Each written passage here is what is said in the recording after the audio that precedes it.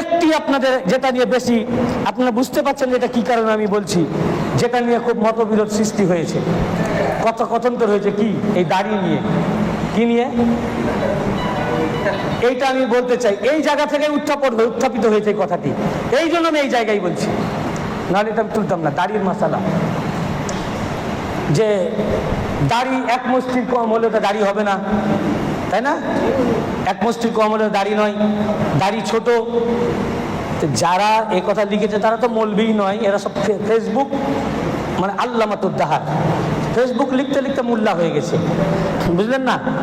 আসলে এদের হাদিস শরীফের উপরে কোনো জ্ঞানই নাই, পড়ালেখা করে নাই।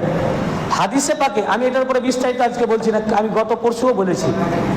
আমাকে হাদিস পাকের যত কিতাব আছে, এই 86টা শুধু নয়, 86টা ছাড়াও যত হাদিসের বই আছে, একটা হাদিসের কিতাব থেকে কোনো আলেম দেখাতে পারবেন না যে আল্লাহ রাসূল সাল্লাল্লাহু আলাইহি ওয়াসাল্লাম বলেছেন।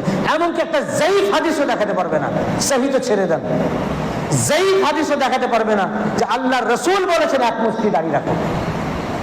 এক মুষ্টি তো দূরের কথা, হাদিসের কোনো মেজারমেন্ট আল্লাহ রাসূল দিয়ে যান নাই। তো আল্লাহর রাসূল যখন কোনো মেজারমেন্ট দেন নাই, দাড়ি রাখতে বলেছেন, এর উপরে জোর তাকিদ আছে হাদিসে পাকে।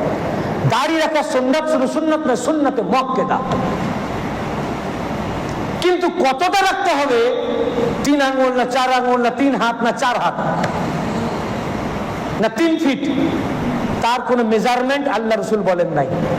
আল্লাহ রাসূল যদি বলেন, আমি তো এখন আপনাদের দেশে অনেক দিন রয়েছি, আপনারা সামনে না আসলেও কারো মাধ্যম দিয়ে হাদিস আমার কাছে পাঠান, আমি মানবো না কেন? আমিও মানতে বাধ্য, আমি তো হাদিসই বলছি সব, বুঝতে পেরেছেন না?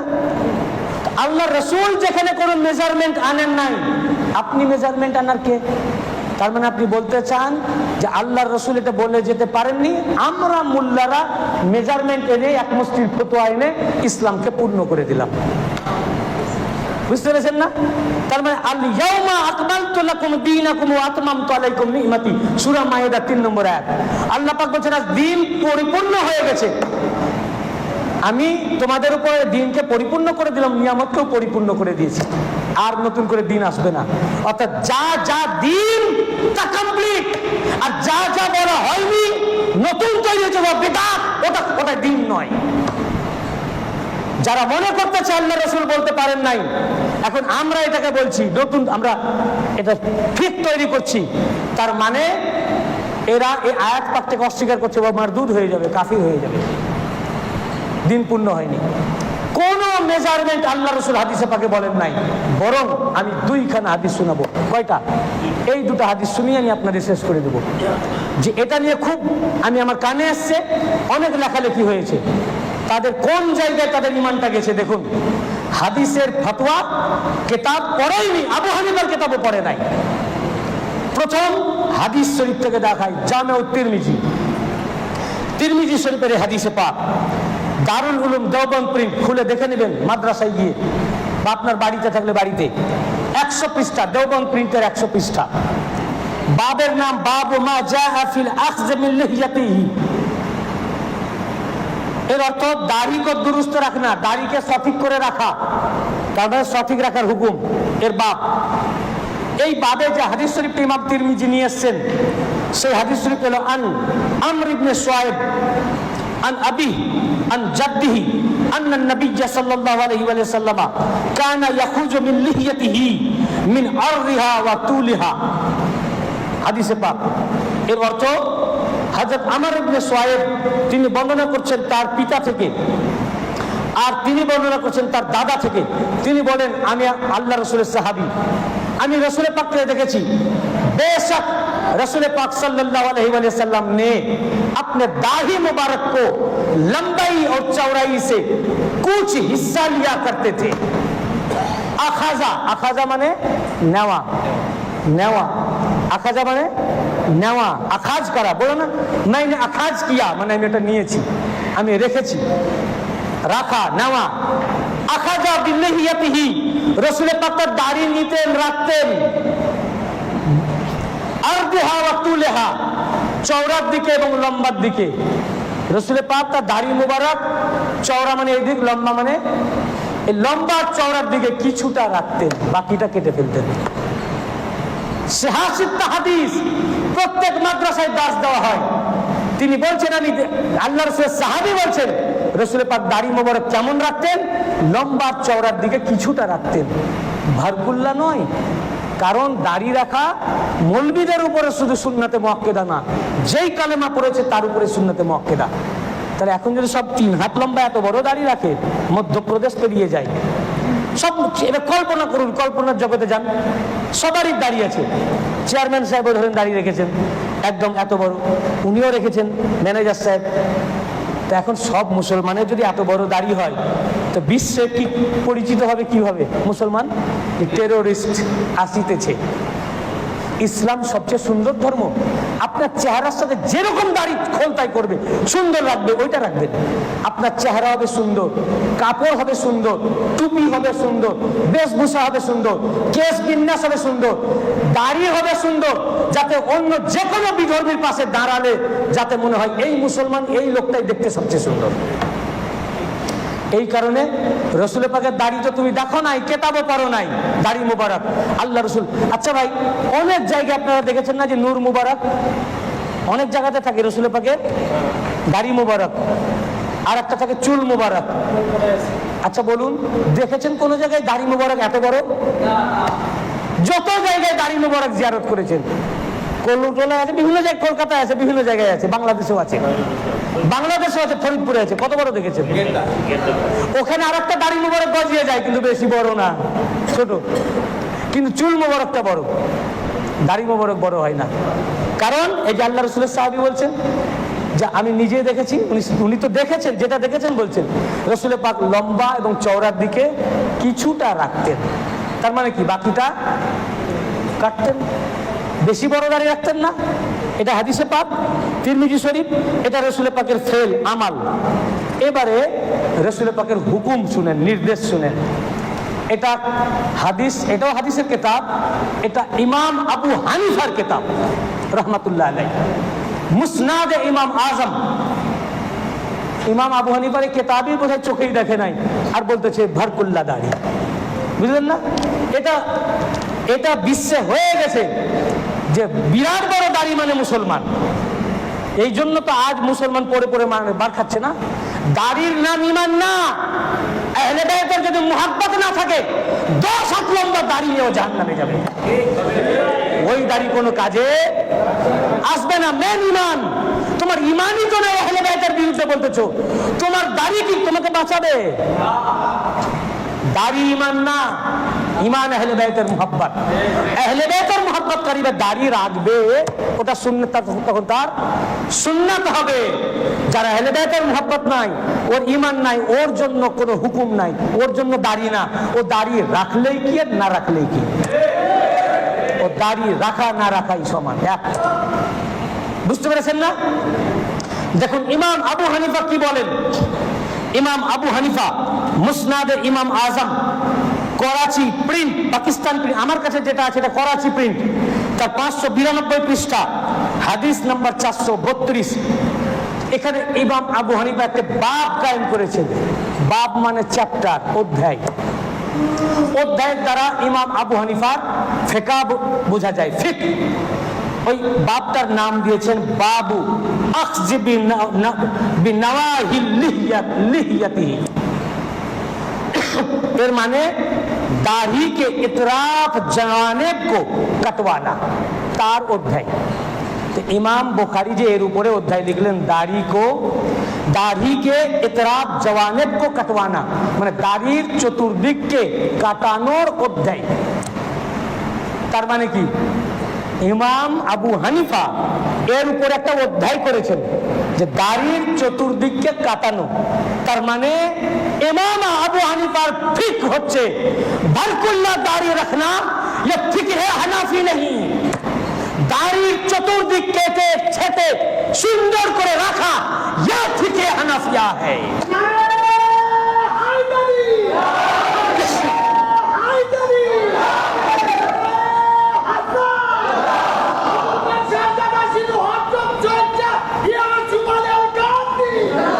এটা ইমাম আবু হানিফার ফিকহ, এটা আবু হানিফার এবারে উনি নিজের ফিকহকে এস্টাবলিশ করার জন্য, সাবেত করার জন্য এই চ্যাপ্টারের নিচে এবার হাদিস এনেছেন। কি এনেছেন? হাদিস, যে কেন দাড়ি কাটতে হবে, সুন্দর কেন রাখতে হবে, এর কি হাদিস। দেখুন আবু হানিফা কি বলতেছেন। আবু হানিফা আনিল হাইসাম আন রাজুলিন আন্না আবা কুহাফা আতান নবী সাল্লাল্লাহু আলাইহি ওয়া সাল্লাম ওয়া লিহিয়াতিহি قد انشرت قال فقال لو اخذتم واشار الى نواهي لحيته। এই কিতাবটির উর্দু তরজমা হয়ে গেছে পাকিস্তান বা ভারত থেকে। আমার কাছে ওটা আমি পেয়েছি, যখনই পেয়েছি। এটা আমার এই যে এখানে আমার নোট করা, এই নোটটা কিন্তু আমি করেছি আমার প্রথম আমি এই কিতাবটা পাই আমার পীর মুর্শিদ পাকের কাছ থেকে। আমাকে আমার হুজুর পাক তার লাইব্রেরি থেকে দিয়েছিলেন, ওনার লাইব্রেরিতে ছিল, সেখান থেকে আমি এটা নোট করেছিলাম। পরবর্তীকালে আমি নেটেও আমি পেয়ে যাই, সেটা আমি ডাউনলোড করেছি, আরবি পেয়েছি, করাচি প্রিন্ট, উর্দুও দেখছি প্রিন্ট হয়ে গেছে, কিন্তু দেখা হয়নি ওটা পাকিস্তান কি ইন্ডিয়ার করা। সেখানে তর্জমা কি করেছে শুনুন, আমি ওই তর্জমাটাই পড়ে শোনাচ্ছি, আমি আরবি থেকে তর্জমা করতেছি না। तर्जुमार किताबे ट्रांसलेशन एक शख्स से रिवायत है कि अबू कुहाफा आए नबी के खिदमत में। अबू कुहाफा के बोलूं तो हाँ हजरत अबू बकरेर अब्बा उनार नाम छिलो अबू कुहाफा। तो हजरत अबू बकरेर अब्बा हजरत अबू कुहाफा आए एलेन नबी पाक सल्लल्लाहु अलैहि वसल्लम खिदमत पाके और उनकी दाढ़ी बिखरी हुई थी और उनार दाढ़ी छड़िए छिटे छिलो एकटू एकटू बड़ो हो गेछिलो।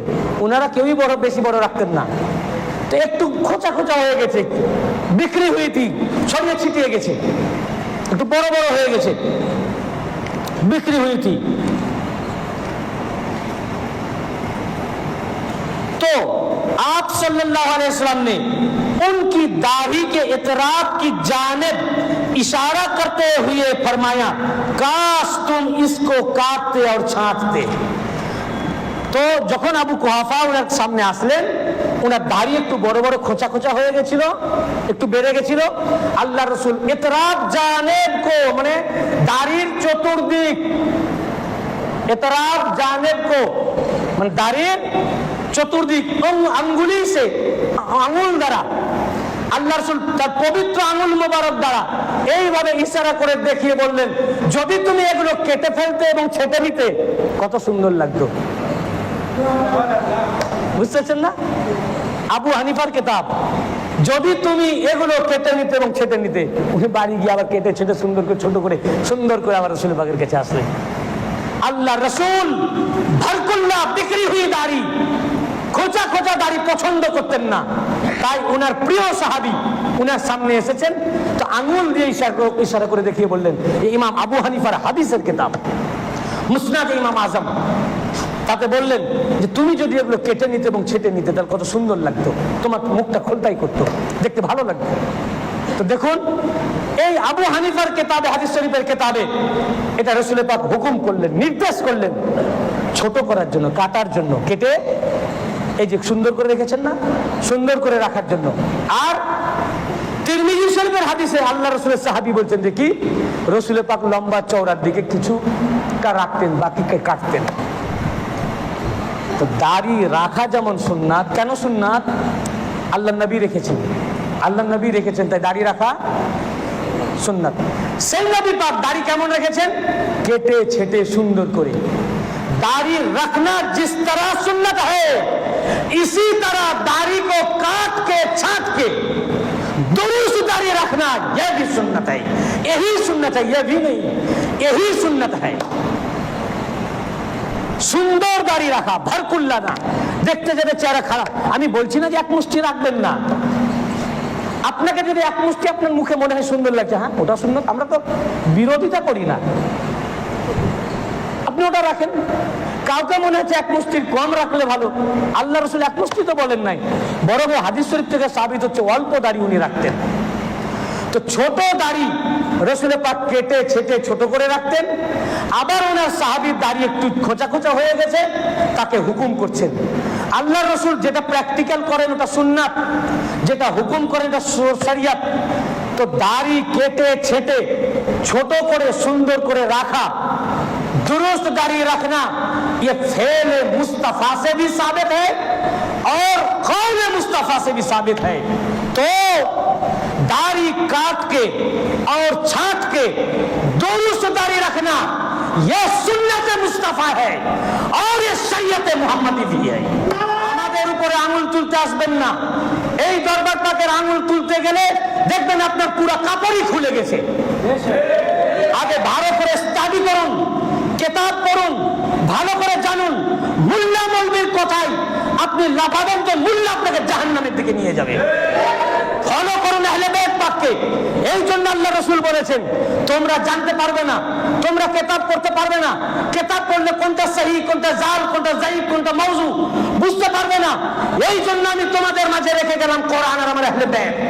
আমার আহলে বাইত পাককে দেখো, আমার আহলে বাইত কেমন করে কথা বলেন, তাদের আখলাক কেমন, তাদের চালচলন চলন কেমন, তাদের ভঙ্গিমা কেমন, তাদের ইবাদত করার পদ্ধতি কেমন, তাদেরকে অনুসরণ করে কথা বলা শিখো, ভঙ্গিমা শিখো, চালচলন শিখো, উঠা বসা শিখো, ব্যবহার শিখো।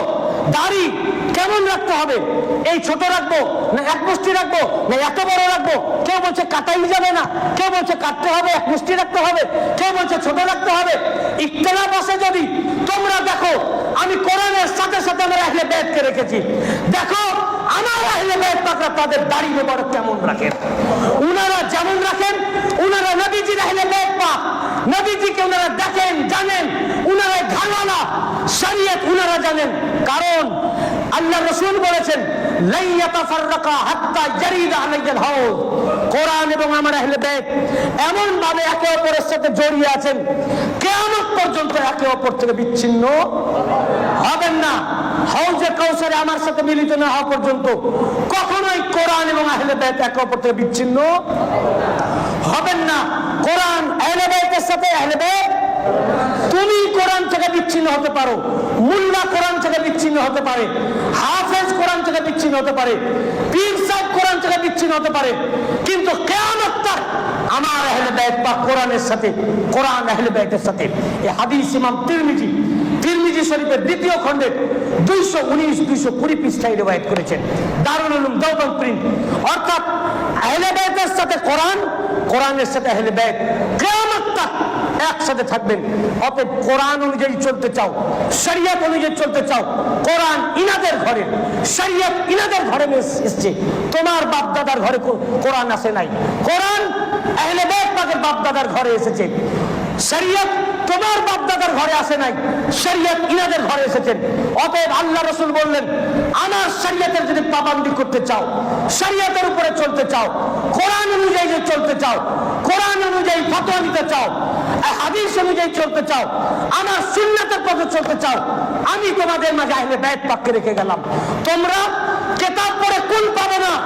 দেখো আমার আহলে বাইত পাক কোন রাস্তায় হাঁটতেছেন, কোন পথে চলতেছেন। দাড়ি নিয়ে ইখতিলাফ, দেখো আমার আহলে বাইত পাক কিরকম দাড়ি মোবারক রাখতেছেন, উনি যেমন দাড়ি রাখছেন ওটাই আমার সুন্নাত, ওটাই সুন্নাত। এই কারণে দেখুন এই হাদিস আজ তক কোন মুল্লা স্টেজ থেকে বয়ান করেনি, একমাত্র আহলে বাইতের স্টেজ থেকে আহলে বাইতের গোলামে হাদিস পাক বলতেছে।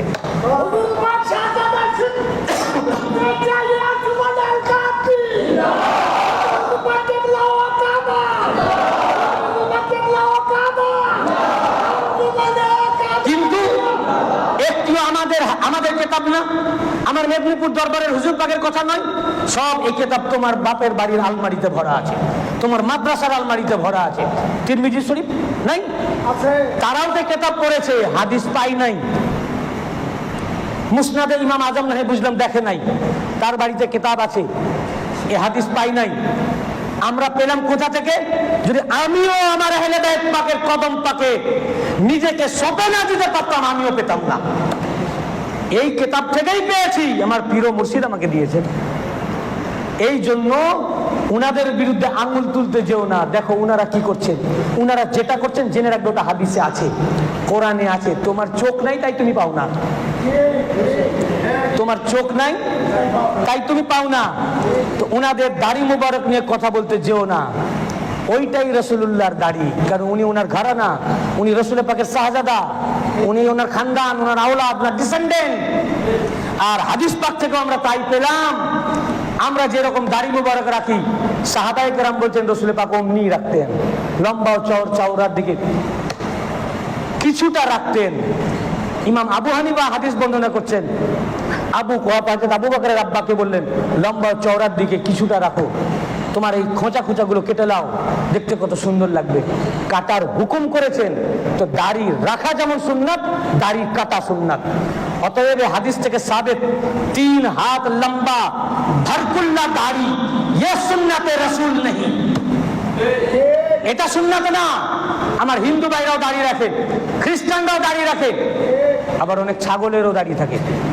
আবার রবীন্দ্রনাথ ঠাকুরের এত বড় দাড়ি ছিল, ওগুলো তারা তাদের সুন্নাত আদা করতেছে। আর রাসূলুল্লাহ যেটা হুকুম করেছেন, দাড়ি কেটে ছেটে দুরুস্ত সুন্দর করে রাখা, এটা হচ্ছে সুন্নাতের দাড়ি, শরীয়তের দাড়ি, ইসলামের দাড়ি, মুসলমানের দাড়ি। বুঝতে পেরেছেন?